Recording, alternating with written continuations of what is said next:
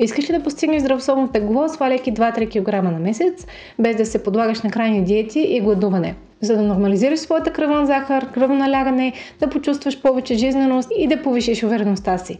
Това е напълно възможно, ако знаеш как работи калориен дефицит. В книгата "Калориен дефицит. Принципи на здравословното отслабване" сме съчетали науката, практиката и психологията на постигането на здравословно тегло.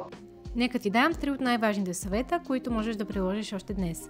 Първо, създай умерен калориен дефицит. Намали дневния си калориен баланс с 500 до 800 калории. В книгата показвам стъпка по стъпка как да изчислиш своите нужди и давам готови примери. Второ, увеличи приема на протеин. Поне грам и половина на килограм телесно тегло. Протеинът те държи сит за по-дълго време, предпазва от загуба на мускулна маса и поддържа метаболизма. В книгата ще откриеш кои са най-добрите източници и как да ги включиш в ежедневието си.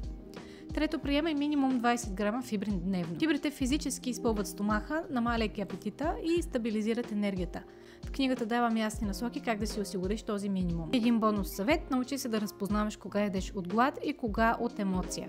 В книгата отделям специални глави на емоционалното хранене, както и на практики за съзнателно хранене, които ще ти помогнат да изградиш здрава връзка с себе си. За да започнеш веднага, като бонус сме включили 7-дневен хранителен план и над 60 рецепти с изчислена хранителна стойност. Ако искаш ясен, научно обоснован път към устойчивото отслабване, поръчай "Калориен дефицит" още днес. Линкът е под видеото.